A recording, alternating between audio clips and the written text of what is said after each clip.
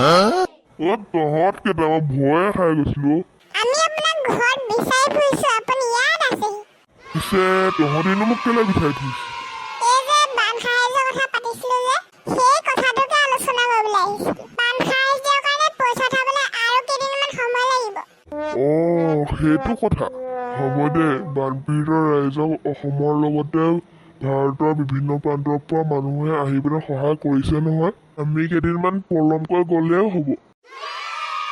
আমি টিভিত দেখিছো নহয়, অসমৰ বহুত কেইজন ইউটিউবাৰ যেনে ডিম্পু বৰুৱা, ভূষণ পাঠক, সময় গগৈ, বিকাশ চেত্ৰী আৰু এজন মুম্বাইৰ পৰা আহিছিলে, তেওঁৰ নাম কি আছিলে পাহৰি গৈছো নহয়।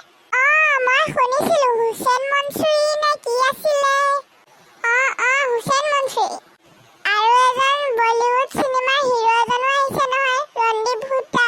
তেওঁ সকলোকে বহুত সহায় কৰিছে। আমি এই ভিডিঅ'টোৰ জৰিয়তে বানাক্ৰান্ত লোকসকলক সাহায্য দিবলৈ অহা সকলো লোককে বহুত ধন্যবাদ আৰু কৃতজ্ঞতা জ্ঞাপন কৰিছো। ধন্যবাদ।